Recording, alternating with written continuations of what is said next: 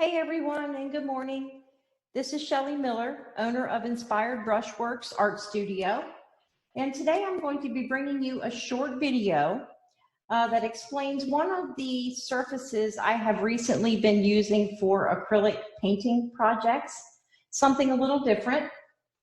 This is a glass block. I purchased this one from Michaels. This particular one is 7.5 inches square on the front face.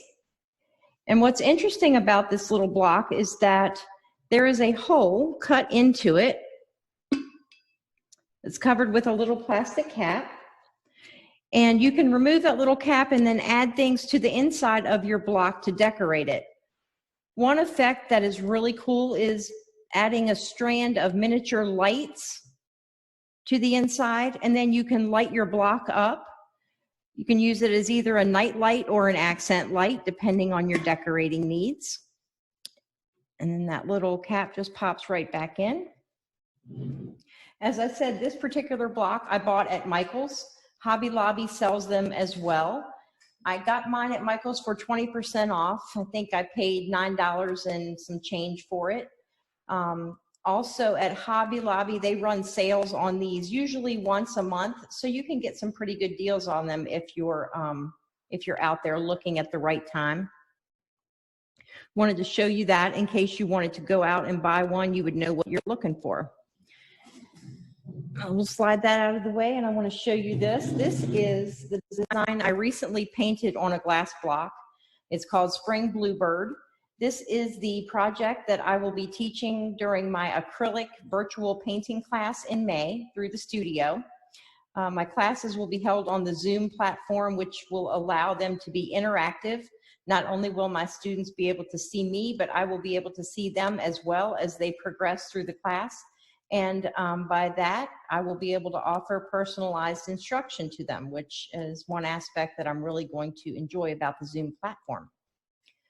So at any rate, I wanted to show you the preparation method that I use to get my glass blocks ready to paint. You'll notice on this block, the unpainted glass that does not have color on it where the design is, you will see a foggy or a hazy, almost frosted texture. There are a couple of methods that you can use to apply this texture to the block. And I do that before painting designs on them for a couple of reasons.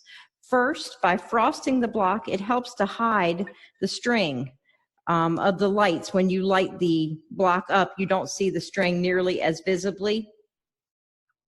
Also, by adding that texture, it roughens the glass up a little bit, and it makes the paint easier to stick. Of course, you can use any acrylic paint on glass. For the virtual class that I'll be teaching next month, we're actually going to be using paint designed specifically for glass. This is the Deco Art glass paint that I purchased to use for this project. This little set came with 8 colors, and it's pretty much all you need, since we can do some color mixing and get just about any color we want from these colors to start with. Okay, so that's the type of paint that I frequently use on the glass. So today I'm going to show you a couple methods that you can use to get this frosted look to the glass before painting on it. This glass block, you can see that I have frosted one side.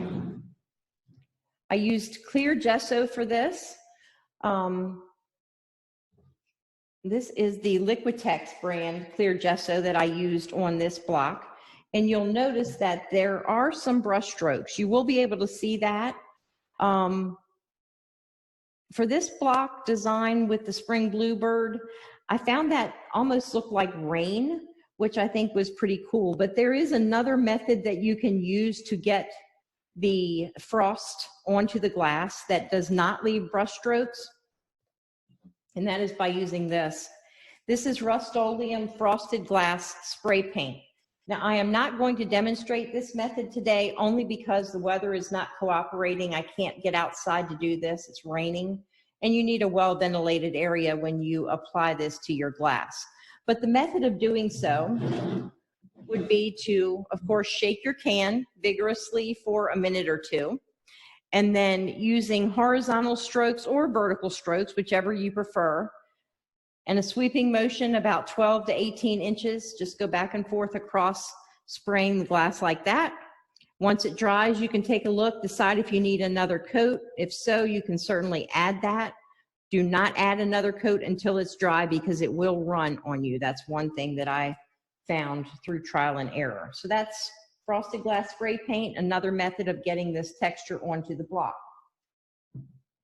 Today I'm going to actually demonstrate the application of this Liquitex clear gesso and show you how I get that on there. I use one of these little sponge brushes. These come from Walmart, Hobby Lobby, Michael's. You usually can get a set of 10 or so very inexpensively. I'd say maybe $2 or $3 for a set of 10 of these. And when you use them with acrylic paint or gesso, which is water-based, once you finish applying your paint or your gesso, take it to the sink, wash it out, squeeze out all the water once it's nice and clean, and then just let it sit and air dry. And you can get a lot more than one use out of these. So you can use them over and over. It makes them very economical for this type of prep. Okay, so I'm going to demonstrate the process that I use to put this gesso on my block. I lay it flat. Of course, you can squirt out a little bit of this onto a styrofoam plate if you wish, but rather than wasting a plate for just a little bit of this, I'm going to drizzle it straight onto the glass.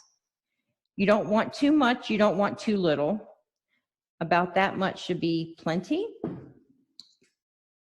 And once you drizzle that on, you'll just take your sponge brush that I showed you earlier, and using long strokes from one end of the block to the other. You don't want to stop in the middle because then you'll get streaks. Just going to go and smooth this out onto your block surface. Now I usually just tap across the top where the little indents are to make sure that I get an application of this on there, and then smooth again. I try to keep my strokes as straight as possible. You can go in either a horizontal or a vertical direction. I decided that vertical would probably look best for this Spring Bluebird project, which I am prepping this particular block for. So that's the direction I'm using for my strokes. Once you smooth it all out, you let it sit and dry. Usually it's dry in maybe 10 to 15 minutes. And you do want to make sure it is completely dry before you move on to the next step, which is applying the sketch or transferring the sketch that you want to paint onto your glass. Now I am going to demonstrate on this dry side here the way that I get my sketches onto my blocks. Okay.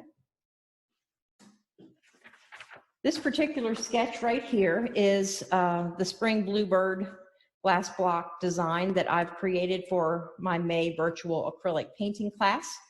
If you have enrolled in that class, you will receive this sketch either by mail or by email, depending on the option you chose when you enrolled. Of course, if you receive it by email, before printing, you can always reduce this to a smaller size to make it fit on a smaller block, should you choose to go smaller with the size of the project that you're doing. But the design that you will receive from me is specifically made for a 7.5-inch square block, like the one that I'm working on here.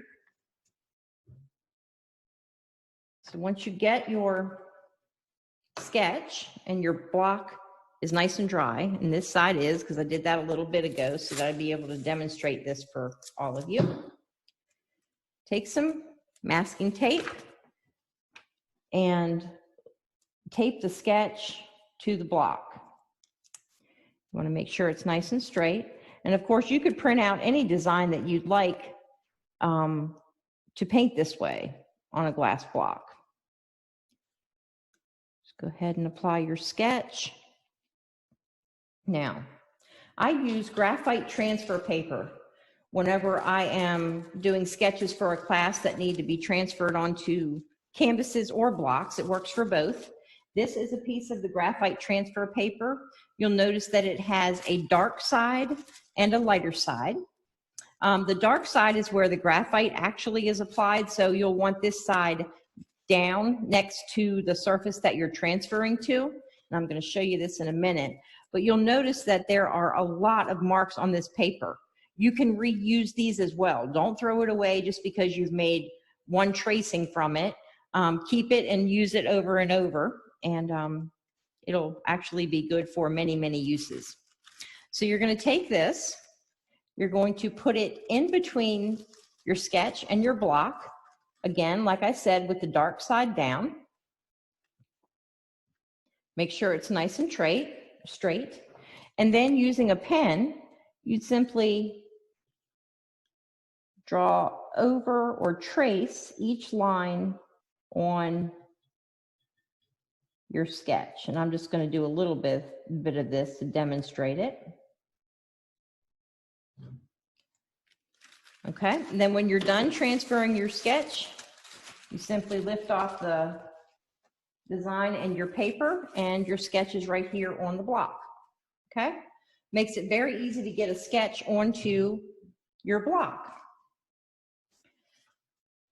So if you have any questions on this technique or getting your gesso on or transferring your sketch, please feel free to email me. My email address is Shelley, SHELLY, @inspiredbrushworks.net. And you guys be safe out there and take care until I see you again. Bye.